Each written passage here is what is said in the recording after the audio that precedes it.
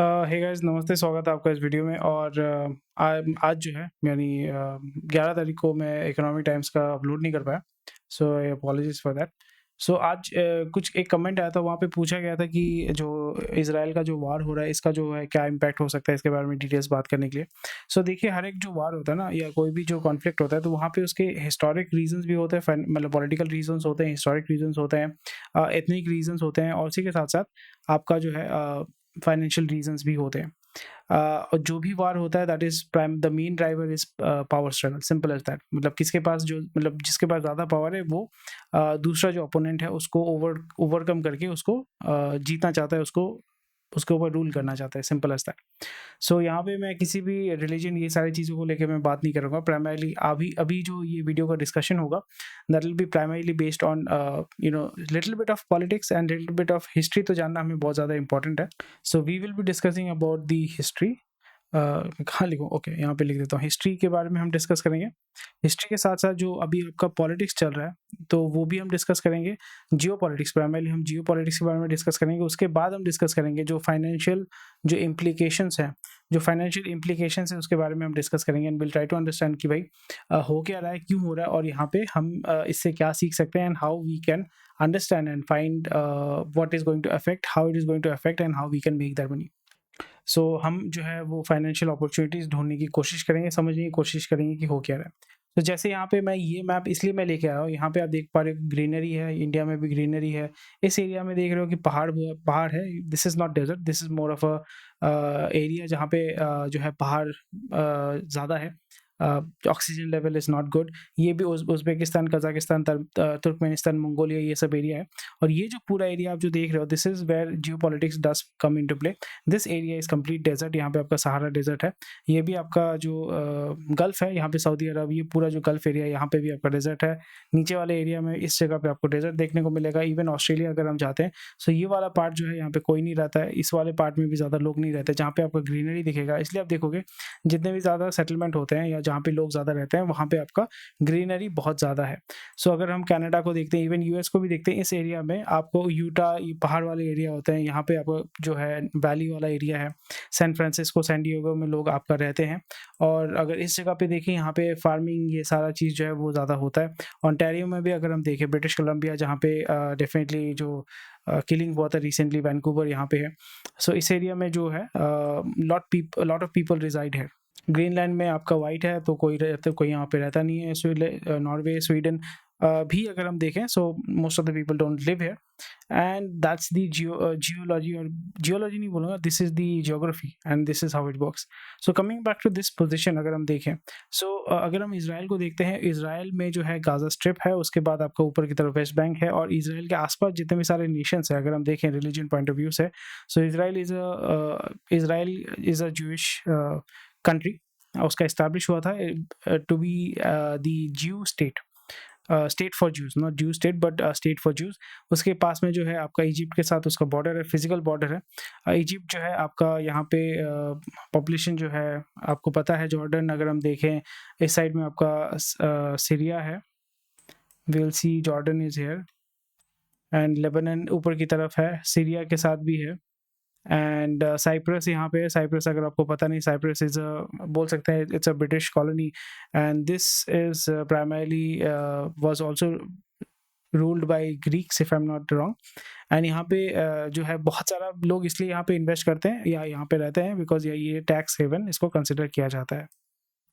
और यहीं से जो है आपका यूरोप में आपको एंट्री मिलता है। यूरोप के बीच में आ जाता है टर्की, टर्की के माध्यम से यूरोप के साथ कनेक्ट होता है। और ये जो आपका ईस्टर्न यूरोप है, that is typically called a very typically it's a poor part of Europe. और वेस्टर्न पार्ट में अगर हम जाते हैं, जैसे जहाँ पे आपका फ्रांस, पोर्टुगल, स्पेन, अ, और फिर जर्मनी है ऊपर की तरफ, और यहाँ पे यूके है। So this is how the whole geography is there. But Eastern Europe में देखें तो it is typically poor compare to Western Europe. So अभी हम बात करेंगे जियोपॉलिटिक्स के बारे में। सो जियोपॉलिटिक्स में अगर हम देखें, so Saudi Arab is the largest country in Gulf, and नीचे की तरफ आपका यमन है। यमन और सऊदी के बीच में आपका वॉर चलता रहता है। ओमान यहाँ पे है। यूनाइटेड अरब एमिरेट्स जहाँ पे आपका दुबई है, अबू धाबी है, वो यहाँ पे है। मस्कट जो है ओमान का कैपिटल है, वो यहाँ पे। जो भी सेटलमेंट आप देखोगे that is near the sea. Qatar जो है, this is a very small country, this is Qatar. और अगर बहरीन देखोगे, बहरीन इज इवन स्मॉल। अगर आपको पता नहीं था, Bahrain is very very small country and it is connected with Saudi via bridge. बाकी यहाँ पे it's completely an island. Qatar जो है कंपैरेटिवली बहुत बड़ा है बहरीन से, पर ये कतर ये एरिया है, दिस इज कतर। तो अगर आपको मिडिल ईस्ट का जियोग्राफी नहीं पता था तो अभी आपको पता चल गया। दिस बिग भूखंड, ये पूरा जो बड़ा भूखंड है, ये आपका सऊदी अरब है। यहाँ पे आपका जो कुवैत है, कुवैत भी आपका छोटा सा एक देश है। उसके ऊपर आपको मिल जाएगा इराक। इराक के पास आ जाता है सीरिया। ईरान जो है, वेयर इज ईरान, या ईरान जो है वो पाकिस्तान के साथ लगा हुआ है। सो ये पार्ट जो है वो ईरान है। ईरान के पास अफगानिस्तान है, अफगानिस्तान के साथ इंडिया कनेक्टेड है, और यहाँ पे जो है वो है पाकिस्तान। सो ये है मोटा मोटी आपका जियोग्राफी। मैंने आपको मैप दिखा दिया, समझा दिया। उसके ऊपर की तरफ टर्की हो जाता है। टर्की के बाद आर्मेनिया, अजरबैजान, और आर्मेनिया और अजरबैजान के बीच में भी आपका जो है वो जंग जो है वो चल रहा है। उसके बाद है आपका जॉर्जिया। सो ये these where the part of the USSR. Georgia जो है अभी अलग हो चुका है यूएसएसआर के बाद। So Georgia is a separate country. उसके बाद ऊपर है Ukraine, Moldova, Romania, Bulgaria, Serbia, Kosovo, Bosnia Herzegovina. यहाँ पे भी बहुत सालों तक आपका वार चला था। सो this is the basic geography. तो अगर हम देखें यहाँ पे जियोग्राफिकल पॉइंट ऑफ व्यू से, सो पावर किसके पास है, मतलब अगर हम देखें एनर्जी, अगर हम देखें एनर्जी यानी फ्यूल किसके पास है। सऊदी के पास आपका फॉसिल फ्यूल है। बहरीन, कतर के पास प्राइमरीली आपका एलएनजी है, लिक्विफाइड नेचुरल गैस या कंप्रेस्ड नेचुरल गैस के रिसोर्सेज हैं। ईरान में भी नेचुरल गैस के रिसोर्सेज बहुत ज़्यादा है। बहरीन में आपका ऑयल पंप किया जाता है। कुवैत भी जो है उसके पास भी ऑयल है। ओमान के पास भी ऑयल है। पर येमेन जो है, येमेन टिपिकली अगर आप सर्च करोगे, the GDP is very very low, ठीक है। और यहाँ पे I think rebels are ruling the country. Houthi rebels are controlling the country. और यहाँ पे यमन के साथ सऊदी का एक ऑनगोइंग वार, या ऑनगोइंग आप बोल सकते हो कि कॉन्फ्लिक्ट जो है वो बहुत सालों से आपका चल रहा है। यूनाइटेड अरब एमिरेट्स जो है वो यहाँ पे it is not connected with Yemen. और जो फैमिली है which is ruling United Arab Emirates and Saudi Arabia, what I read is they are cousins. And जितने भी कंट्रीज हैं जो स्टेबल कंट्रीज हैं, अगर हम देखें पॉलिटिकली भी, अगर हम देखें Kuwait, Bahrain, Qatar, Saudi, Oman और यूनाइटेड अरब एमिरेट्स, यहाँ पे आपका मोनार्की है। जॉर्डन में भी जो है वो आपका मोनार्की है। जॉर्डन में भी जो है आपका मोनार्की है। सीरिया में भी आपका बशर अल असद का जो है वो कंट्रोल है। इराक में I am not sure, but वहाँ पे some form of government, coalition government is working there. और लेबनान जो है, लेबनान में भी आपका there is a party which is there. Egypt में भी आपका डेफिनेटली आपने सुना होगा कि कुछ रेवोल्यूशन हुए थे, और वहाँ पे भी एक गवर्नमेंट जो है वहाँ पे रूल कर रही है। सो अगर हम देखें, इजराइल इज कवर्ड, यहाँ पे सी है, and it is covered by states. Some of it is ruled by monarchy and some of it is having a coalition government. So आपको जियोपॉलिटिक्स मैंने समझा दिया। मैं यहाँ पे थोड़ा सा आपको जस्ट इंफॉर्मेशन आपको शेयर कर रहा हूँ आपके साथ। अभी हम अगर बात करते हैं एनर्जी के पॉइंट ऑफ व्यू से, या अगर हम देखते हैं फाइनेंशियल पॉइंट ऑफ व्यू से, सो फाइनेंस के पॉइंट ऑफ व्यू से अगर हम देखें, सो फाइनेंस क्या होता है, गिव एंड टेक होता है। टिपिकली जब भी आप फाइनेंस में काम करते हो, आप गिव एंड टेक में काम करते हो। यानी आपके पास कोई एक चीज़ है, आपको चावल चाहिए, किसी और के पास चावल है, तो वो आपको चावल देता है, उसके बदले आप उसको जो है पैसा देते हो, या जो भी आपका करेंसी है या सोना है, जो भी आप देना चाहते हो, जिस सिस्टम में आप जो है डील करना चाहते हो, वो कर सकते हो। सो इसी जगह पे अगर हम देखें फाइनेंस के पॉइंट ऑफ व्यू से, सऊदी के पास, Kuwait, Bahrain, Qatar, United Arab Emirates, Oman, इनके पास क्या है, इनके पास है एनर्जी या फ्यूल। और फ्यूल जो है वो थ्रू आउट द वर्ल्ड ये डिलीवर करते हैं। In return they earn in dollars. जो ओपेक है, ओपेक आपका basically group of people who primarily supply और pump and distribute oil and sell oil, and they earn in dollars. इस तरीके से वो अर्न करते हैं। अगर हम इजराइल को देखते हैं, Israel itself doesn't have any oil resources, right. So इस जगह पे उसका इनकम सोर्स होता है प्राइमरली टेक्नोलॉजी से। वो टेक्नोलॉजी सेल करता है, आइदर वो सॉफ्टवेयर सेल करता है, आइदर वो हार्डवेयर सेल करता है, वो आर्म्स सेल करता है, या फॉर एग्जांपल इंफॉर्मेशन या पैटेंट या बहुत सारे जो रिसर्च का काम होता है। इसलिए आप देखोगे रिसर्च का काम बहुत ही अच्छे लेवल पे वहाँ पे किया जाता है। So throughout the world Israel has lot of information and also they are the pioneer of aquaponics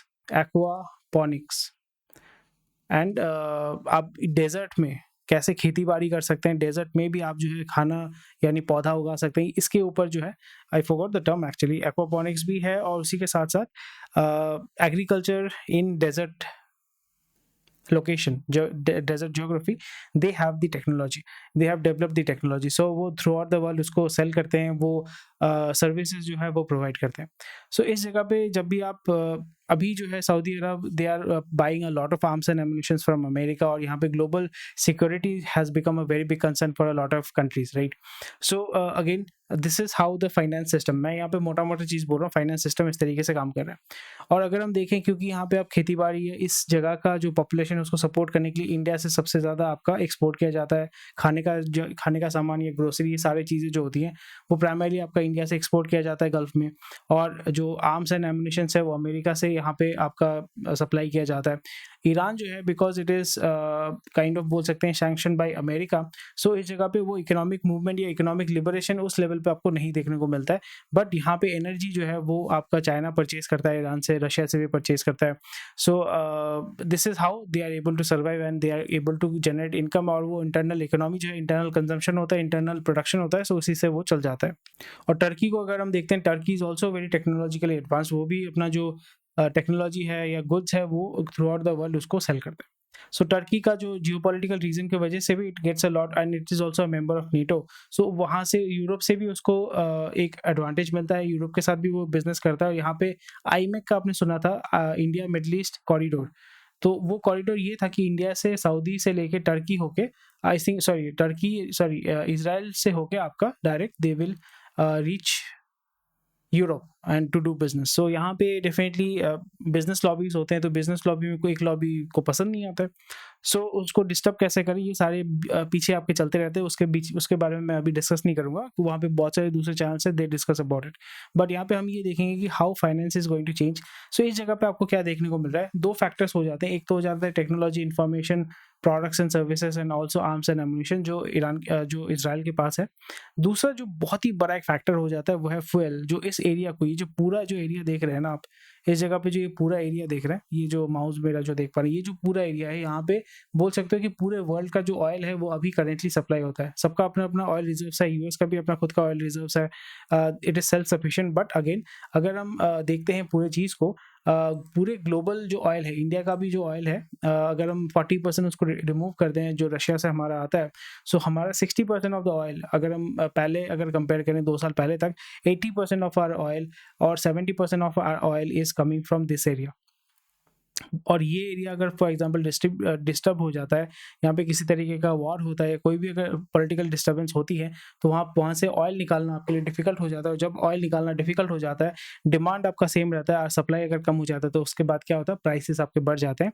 और जब भी प्राइसेस बढ़ जाते हैं, तो आपका जो लोकल पॉपुलेशन है उसको एनर्जी के ऊपर डिपेंड करते हैं, फ्यूल के ऊपर डिपेंड करता है, एंड उसके वजह से जो लिविंग कॉस्ट है that goes up, inflation rises and the price of fuel goes up, which no one wants.